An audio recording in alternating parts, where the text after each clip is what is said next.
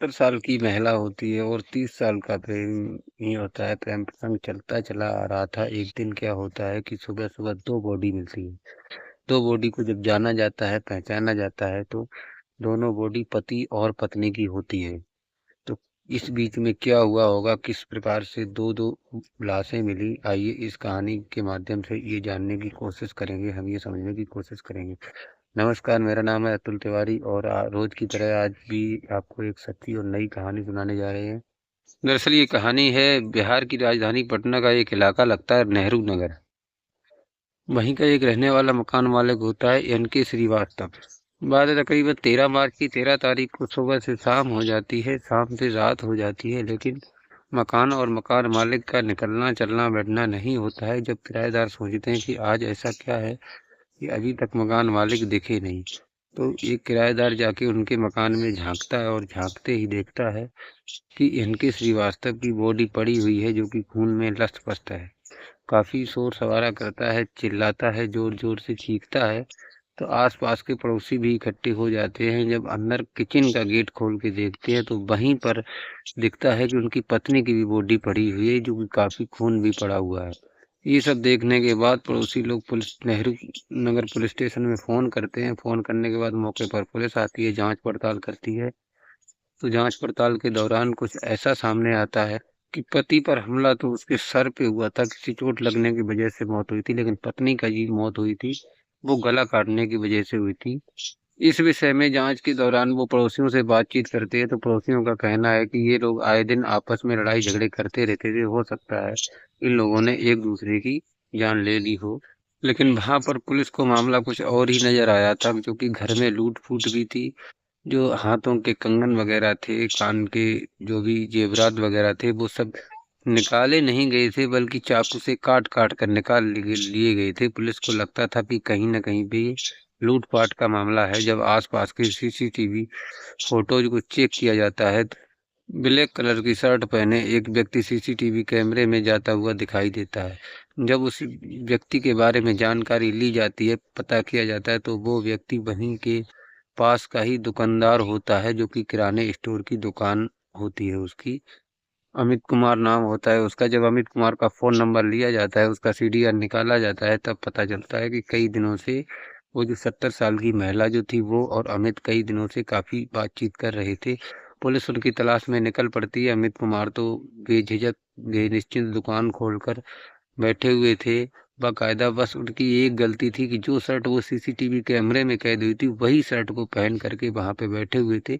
उस शर्ट में कुछ दाग वगैरह भी लगे थे, बल्कि उन्होंने धो धो ली थी। धोने के बाद जब दुकान तक गए तो वो शर्ट सूख गई थी। इस वजह से उन्होंने शर्ट चेंज नहीं की और इसी वजह से इसका खुलासा हुआ।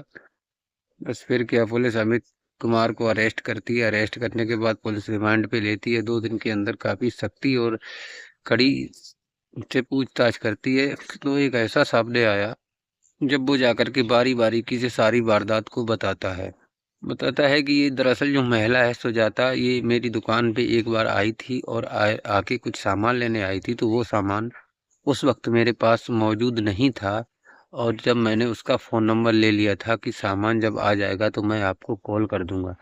दरअसल एक दिन बाद जब सामान आ जाता है, तब वो कॉल करता है कि सुजाता अपना सामान ले जाइए।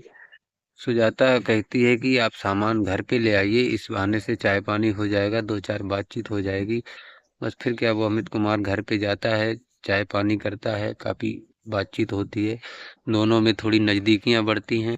नजदीकियां बढ़ते बढ़ते बात प्रेम प्रसंग तक आ जाती है। अमित कुमार का तो अब डेली दूसरे तीसरे दिन आना जाना हो गया था, रोज आता जाता रहता था, शारीरिक संबंध भी बनाता था।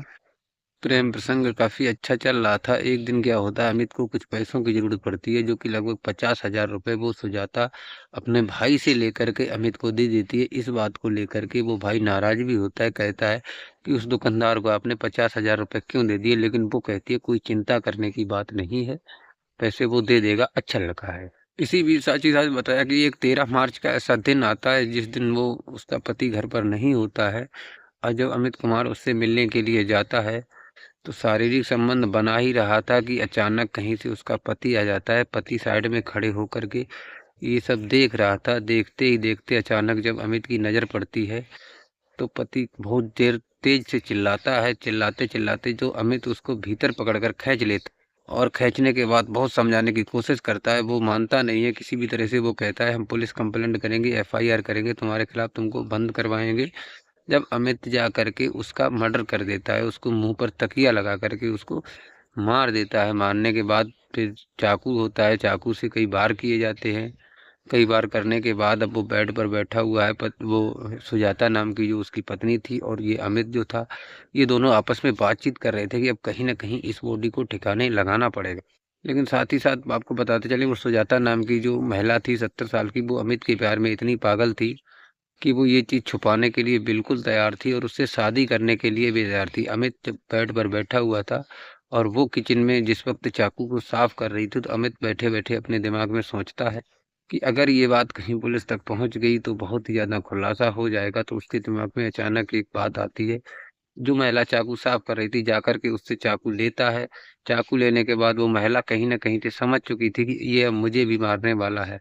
महिला चीखती है, चिल्लाती है, लेकिन वहां पर कोई होता नहीं है जो कि उसे बचा पाए। चीख उसकी लोगों के कानों तक पहुंच नहीं पाती। इससे पहले अमित एक के बाद एक के बाद एक बार करके उस 70 वर्ष की महिला सुजाता को भी मौत के घाट उतार देता है। उतारने के बाद घर से जो भी जेवरात वगैरह होते हैं, लूट पाट करके सारा सामान ले करके यूं आराम से बड़ी ही सफाई के साथ निकल जाता है। और निकलने के बाद रोज की तरह से अपनी दुकान पे बैठता है। बस उसको क्या पता था कि जो शर्ट उसने नहीं बदली है, इतनी छोटी सी गलती की वजह से वह पकड़ा जाएगा। हालांकि पकड़ने के बाद उसने सारे गुनाह अपने कबूल कर लिए। उन दोनों लोगों का खून उसने ही किया। फिलहाल पुलिस ने उसको 14 दिन के लिए रिमांड में जेल भेजा गया है और जैसे ही और जांच प्रक्रिया जारी है, जल्द से जल्द उसके खिलाफ कड़ी से कड़ी कार्रवाई की जाएगी। इस कहानी को सुनाने का उद्देश्य किसी को परेशान करना, किसी का दिल दुखाना नहीं है। बस आपको जागरूक करना है, आपको सचेत करना है कि आप लोग अपना और अपने परिवार का ख्याल रहें, सुरक्षित रहें। जय हिंद, जय भारत।